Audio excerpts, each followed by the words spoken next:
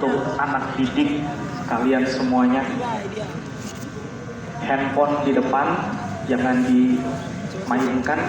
Yang kedua, semua kalian menengadah ke atas langit. Coba 1, 2, 3 menengadah ke atas langit. 5 detik. 1, 2, 3, 4, 5. Sudah. Pertanyaannya, apa yang kalian lihat? Angin. Awan. Oh ya, awan. Kemudian apa lagi? Angin. Adakah matahari yang kalian lihat? Adakah bintang yang kalian lihat?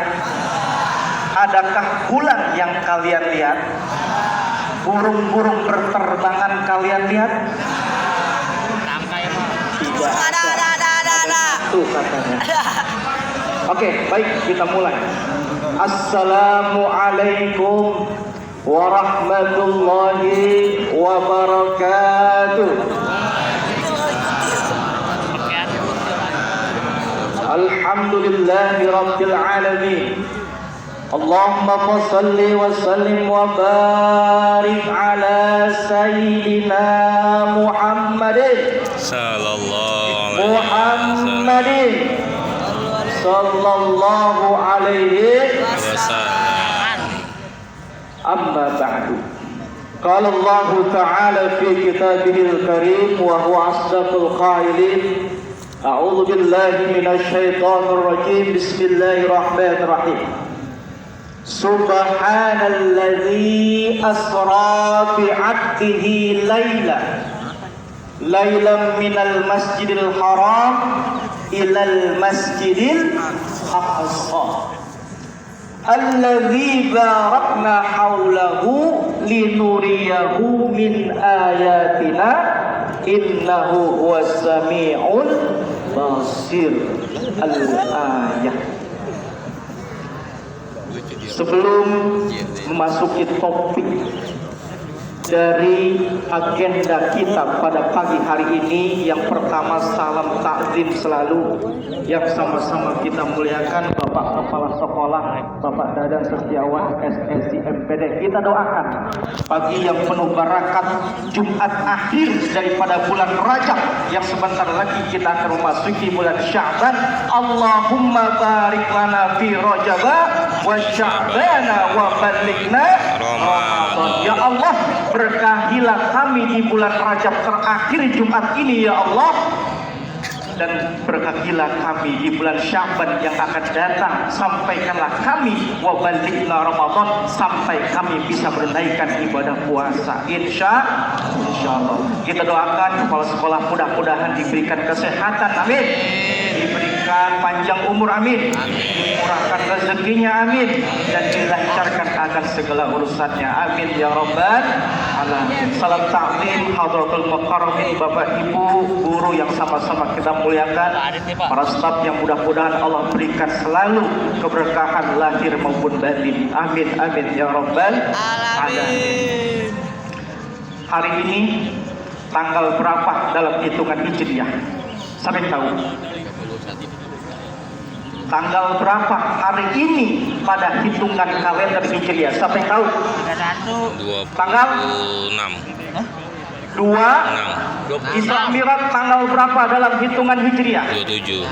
Tanggal 27 Rajab. Besok 27. Umat Islam wajib tahu. Masa nggak tahu tanggal 27 Rajab?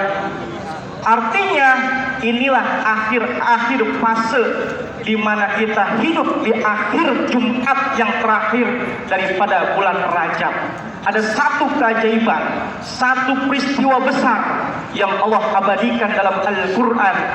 Bismillahirrahmanirrahim. Allah. Subhanalladzi asra bi'abdihi laylan minal masjidil haram ilal masjidil aqsa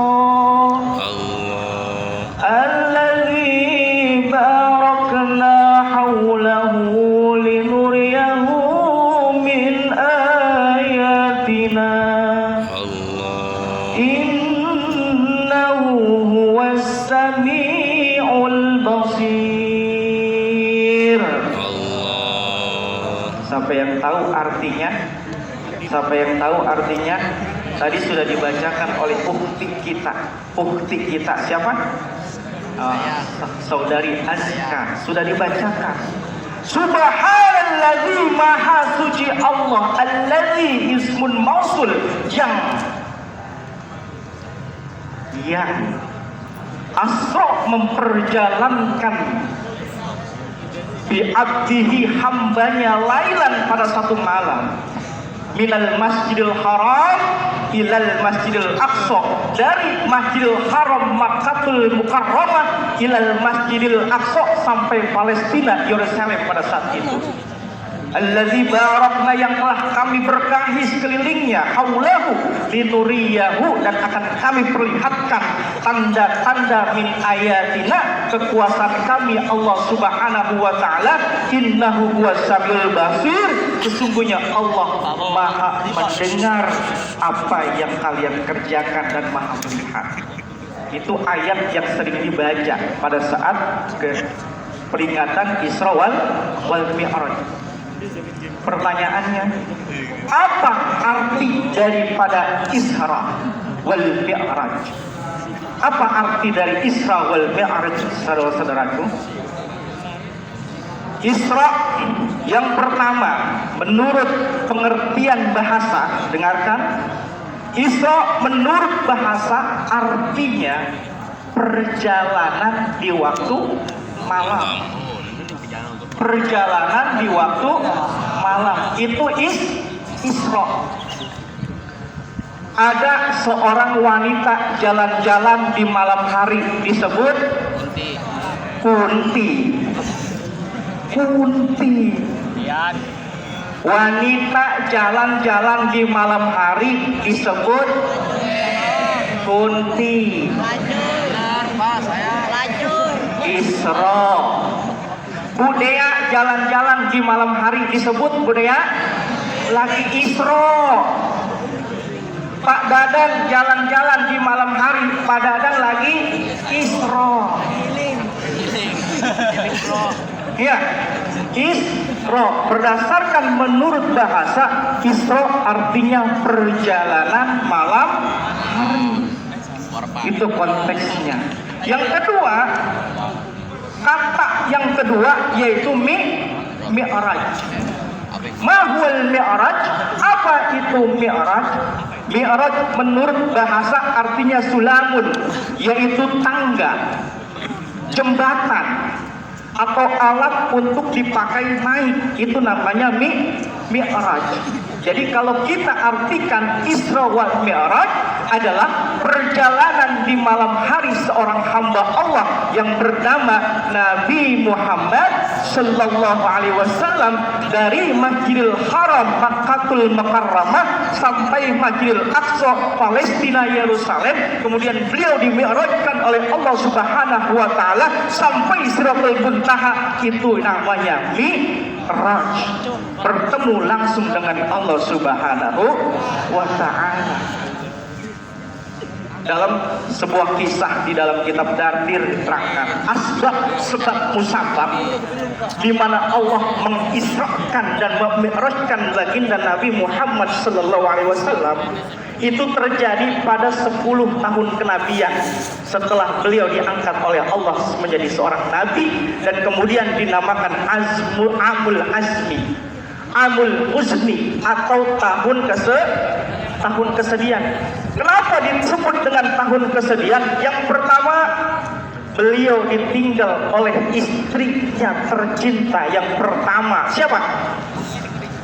Sayyidatul Khadijah, istri pertama beliau, yang meyakini iman kepada beliau, yang melindungi beliau, saudagar kaya, meminang Rasulullah sallallahu alaihi wasallam, meninggal. Yang kedua dinamakan Amul Husni, tahun kesedihan, ketika beliau diisrakan oleh Allah, beliau ditinggal oleh pamannya yang bernama Abu Thalib, orang yang paling sayang. Tatkala beliau ingin dibunuh oleh orang-orang kaum Quraisy, beliaulah yang melindungi Nabi sallallahu alaihi wasallam. Kesedihan itu terpancar dari wajah beliau, dari jasad beliau sampai beliau kebingungan. Datanglah malakul jabarut, malaikat Jibril menjemput Nabi sallallahu alaihi wasallam di sepertiga malam terakhir. Muhammad, Muhammad, Muhammad, qum, bangun dari tidurmu. Aku akan perlihatkan dan aku diperintahkan oleh Allah untuk mengajakmu jalan-jalan di malam hari. Jalan-jalan di malam hari. Tuh, itu awal asbab terjadinya Isra wal Mi'raj. Beliau bingung, dengan siapa aku wahai Jibril untuk diajak jalan-jalan? Tenang Muhammad, Allah perintahkan aku diwahyukan untuk mengajakmu dan aku akan menemanimu dengan satu kendaraan yang sangat luar biasa yang kecepatannya melebihi kecepatan kilat. Apa nama kendaraan itu? Al-Barqu. Buraq. Buraq, bukan buruk, buraq. Barqun artinya kilat. Buraqun ismun alat yang artinya alat yang memberikan fasilitas kepada Nabi dengan kecepatan tinggi. Bayangkan buraq kecepatannya melebihi kecepatan cahaya. Bagaimana kalian melihat kilat? Kalian pernah melihat kilat? Kecepatan kilat bagaimana? Cepat sekali. Ya, itu. Makanya kalau kita berpikir secara akal, Isra wal Mi'raj tidak bisa diprediksi dengan akal pikiran. Apa yang bisa menerima dan meyakini kita Isra Mi'raj itu terjadi? Apa? Iman. Hanya keimananlah yang mampu menerima tragedi dan peristiwa terjadinya Isra wal Mi'raj. Makanya di ayat pertama Allah Subhanahu wa taala berfirman, Subhana. Artinya apa arti subhana? Apa arti subhana? Kan kalian suka bilang subhanallah, subhanallah, subhanallah. Apa arti subhana? Maha suci. Maha Suci. suci Allah. Allah enggak bilang Allahu Akbar allazi, enggak bisa. Allah enggak bilang Masya Allahul ladzi, enggak. Tapi yang pertama Allah ucapkan dalam firman-Nya subhana. Itulah asal akar di mana kekuasaan Allah terjadi, sahabat. Kata subhana itu mengandung makna dalam tafsir. Yang pertama adalah Allah Maha Suci. Allah Maha Suci. Yang kedua, Allah Maha Penggerak. Yang ketiga, Allah Maha Dinamis. Allah Maha Dinamis. Kenapa beliau langsung tembus ke Sidratul Muntaha? Yang pertama dengan keagungan dan keajaiban subhana. Enggak diawali dengan kata Allahu Akbar. Enggak diawali dengan kata tabaraka. Tidak diawali dengan kata Masya Allah. Yang pertama yang Allah firmankan dalam surah Al-Isra ayat 1 adalah subhana. Ini memberikan dimensi ruang dan waktu bahwa Isra dan Mi'raj itu adalah kehendak Allah, bukan kehendak Nabi. Bukan Nabi yang mau, tapi ini adalah Allah yang mau. Bayangkan jarak dari Makkatul Mukarramah, Masjidil Haram, sampai Masjidil Aqsa, Palestina, Yerusalem, itu jaraknya 1.200 km atau 7.540 mil. Bayangkan, dulu tidak ada teknologi canggih, tidak ada pesawat, tidak ada kendaraan yang kecepatannya sangat luar biasa pada saat ini. Yang ada hanya yang dulu kuda dan onta. Bayangkan kalau beliau berjalan mengendari onta dari Mekah Al-Mukarramah sampai Palestina, Yerusalem, itu 2 bulan bisa ditempuh perjalanan. Dan ini hanya sekejap. Percaya atau tidak? Percaya atau tidak? Bagi orang yang tidak percaya, dia tidak mengenal yang namanya ilmu astrologi, ilmu fisika. Coba perhatikan, Kalian barusan lihat ke atas kan? Tadi yang pertama Bapak suruh, apa yang kalian lihat? Langit. Itulah jarak pandang sejauh kalian melihat. Bagaimana Rasul melintasi sebuah dimensi ruang dan waktu tanpa perhitungan kilometer per jam. Tapi bayangkan kalau kita mengkaji secara ilmiah, bulan jaraknya berapa dari bumi? Bulan dari bumi berapa jaraknya? 3.500 kilometer. Ketika bulan memancarkan cahayanya di awal masuk menuju bumi, itu 1 detik 3.000 kilometer cahaya kecepatannya. Berarti 1 detik bulan masuk cahayanya 3.000 kilometer per detik cahaya, kecepatan cahaya. Bagaimana Nabi ketika dari Mekah Al-Mukarramah menuju Yerusalem Palestina 3.000 kilometer kecepatan cahaya. Cepatnya bagaimana? Paham? Luar biasa kalau kita kaji menurut ilmiah. Yang kedua, setelah beliau Isra dari Mekah Al-Mukarramah Masjidil Haram ke Masjidil Aqsa, beliau dinaikkan oleh Allah Subhanahu wa taala menuju yang namanya Sidratul Muntaha. Berapa jarak dari bumi ke Sidratul Muntaha? Tidak bisa dihitung dengan jarak kilometer, hanya bisa dihitung dengan kecepatan cahaya. Bayangkan, Bapak mau tanya, jarak matahari ke bumi berapa kilometer? Bapak mau tanya, berapa kilometer? 1.500.000 kilometer jarak antara matahari ke bumi. Matahari masuk cahayanya ke bumi di pagi hari itu membutuhkan waktu 8 detik. 8 detik. Artinya matahari membutuhkan cahaya yang sangat cepat pada saat itu. Itu dekat matahari yang kita lihat. Bagaimana Sidratul Muntaha yang tidak terlihat oleh mata kita, tapi kita meyakini bahwa Nabi bertemu langsung oleh Allah Subhanahu wa taala. Di langit pertama beliau berjumpa dengan seorang nabi, yang mana nabinya yang selalu menjadi panutan bagi umat Nasrani. Siapa? Nabi Allah Isa. Beliau menyampaikan salam di langit pertama. Assalamualaikum ya Nabi Allah Muhammad. Waalaikumsalam. Siapa itu Jibril? Itu adalah Nabi Allah Isa alaihissalam, wahai Muhammad. Kemudian beliau naik lagi di langit kedua. Beliau bertemu dengan Nabi Allah Nabi Allah Adam alaihissalam, ya, manusia pertama yang Allah ciptakan untuk menghuni bumi. Beliau menitipkan salam kepada Nabi, ya salam ya Nabi Allah, waalaikumsalam ya Nabi Allah. Siapa itu Jibril? Itu adalah manusia pertama Adam, wahai Muhammad. Wah, Masya Allah. Kemudian beliau naik ke langit ketiga. Beliau berjumpa dengan Nabi Allah Yusuf alaihi salam. Nabi yang sangat ganteng.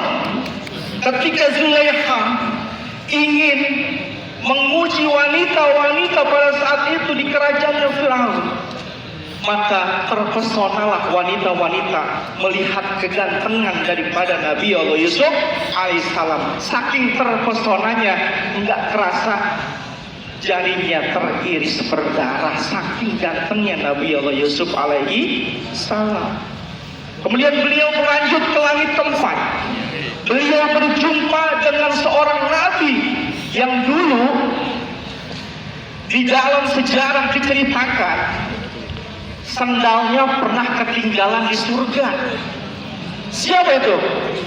Nabi Allah Idris alaihi salam. Manusia pertama yang menciptakan bahasa, manusia pertama nabi yang menciptakan tulisan, itulah Nabi Allah Idris alaihi salam. Kenapa disebut Idris? Idris berasal dari kata darosa yadarusu tadrisan, idrisan, artinya orang yang menumbuhkan tulisan dan bahasa.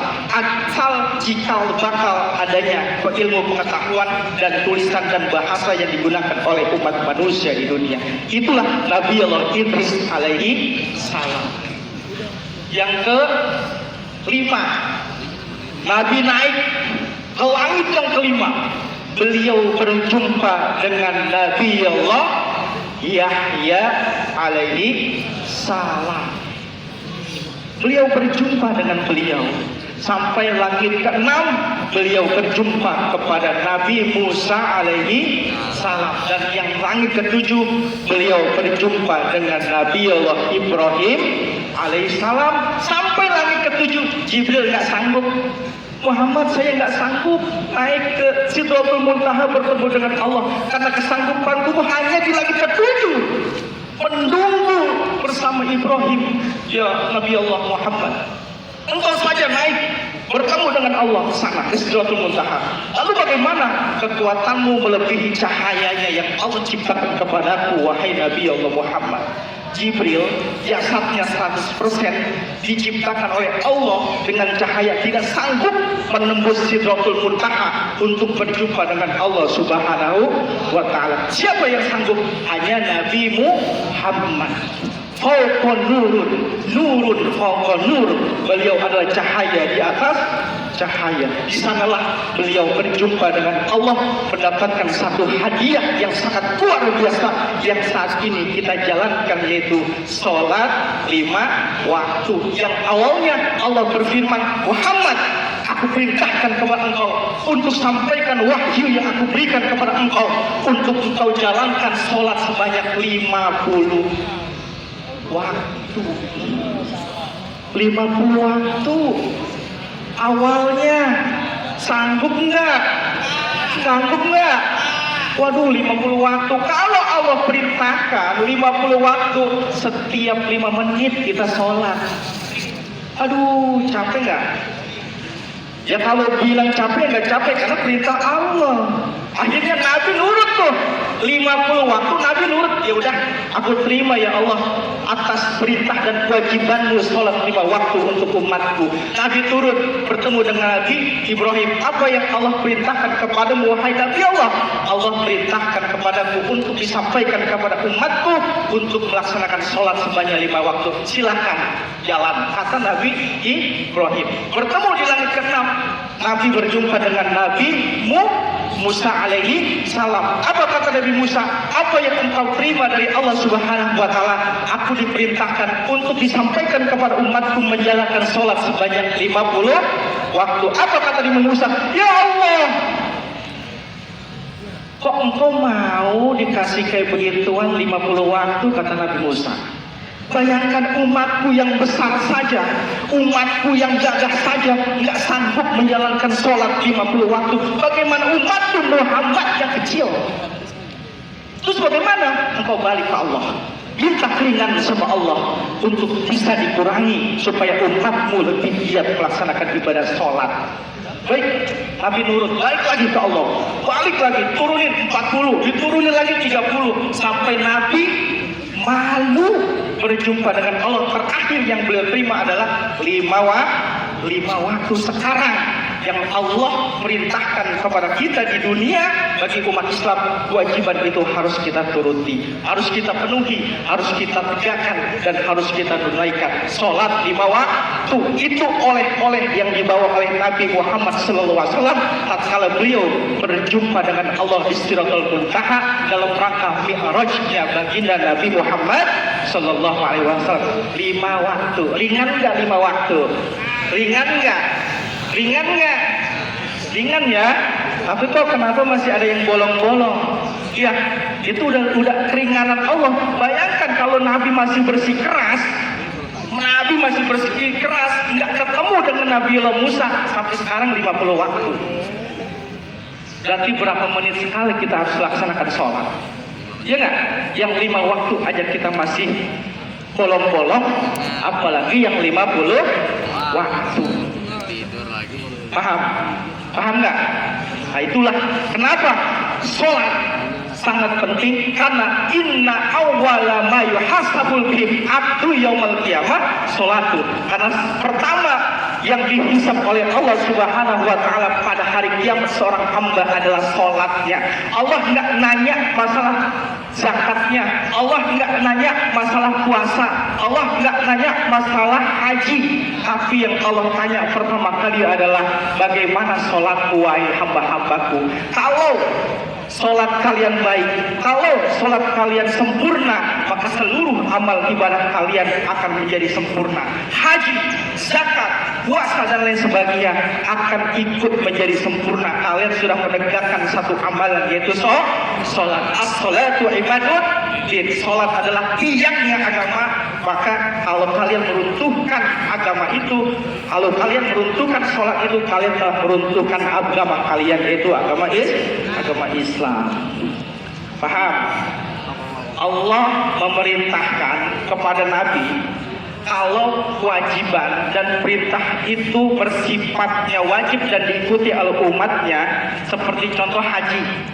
Haji itu perintahnya ada di dalam Al-Quran, tapi Jibril yang datang langsung menemui Nabi untuk melaksanakan ibadah haji. Yang kedua, Allah memerintahkan kepada umatnya Nabi Muhammad untuk membayar zakat. Perintah zakat ada di dalam Al-Quran, tapi Jibril langsung yang datang untuk menyampaikan wahyu kepada Nabi Muhammad. Tapi beda dengan sholat. Sholat bukan Jibril yang meminta kepada Allah, tapi Nabi Muhammad Sallallahu Alaihi Wasallam yang datang langsung menjemput menemui Allah Subhanahu wa Ta'ala sampai disyariatkannya di muka bumi ini.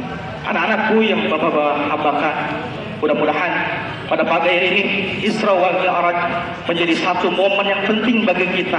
Kenapa? Beliau ketika dimi'rajkan oleh Allah Subhanahu wa Ta'ala berupa jasad, bukan hanya sekedar cahaya, karena beliau didampingi oleh malaikat Jibril dengan satu kendaraan yang bernama kendaraan Buraq. Sampailah beliau ke Sidratul Muntaha, bertemu dengan beberapa para nabi di langit pertama, langit kedua, langit ketiga, langit keempat, langit kelima, dan langit keenam. Di langit pertama, pertengahan, beliau menembus atmosfer bumi. Menembus atmosfer. Kalian tahu atmosfer bumi? Ketika seorang astronot ingin naik ke bulan, yang perlu dipertimbangkan adalah keselamatannya. Kalau saja pesawat Apollo sedikit saja bergeser menyentuh bagian atmosfer bumi, maka akan hancur atmosfer bumi itu. Tapi bagaimana dengan baginda Nabi Muhammad ketika dimi'rajkan oleh Allah menembus atmosfer buminya Allah, beliau bisa lolos. Selain dengan kekuatan cahaya, selain dengan nur yang dimiliki oleh Nabi Muhammad SAW, beliau juga dilindungi oleh Allah, dan malaikat Jibril berkonsultasi dengan BMKG. Bagaimana keadaan oksigen di sana, ya kan? Bagaimana angin di sana, ya kan? Bagaimana suhu radiasi di sana, bagaimana? Jibril berkoordinasi dengan BMKG. Tahu BMKG? Siapa BMKG pada saat itu? Dulu nggak ada BMKG ya. Siapa?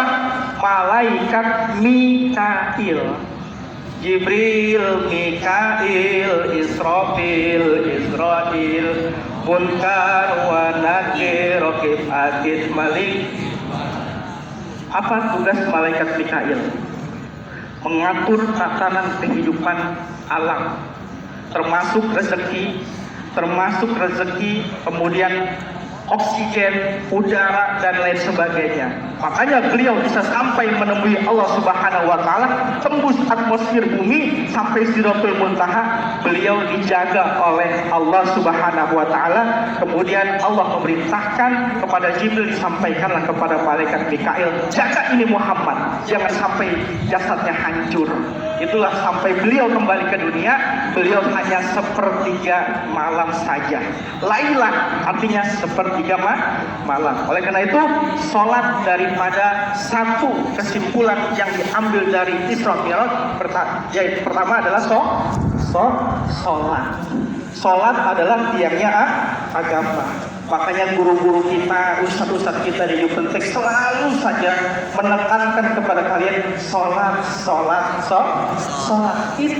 Itu kunci daripada kalian bisa masuk ke surganya Allah Subhanahu wa Ta'ala. Sholat. Disuruh sholat malah kabur, disuruh jumatan malah kabur, dikoprak-koprak malah kabur. Enggak jauh beda dengan umatnya Nabi Musa. Tahu umatnya Nabi Musa disuruh ibadah di hari Sabtu malah nyari ikan.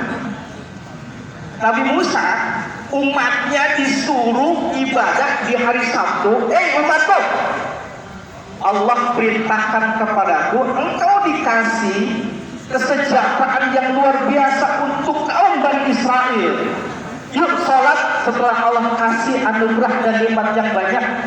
Yuk ibadah kepada Allah di hari Sabtu.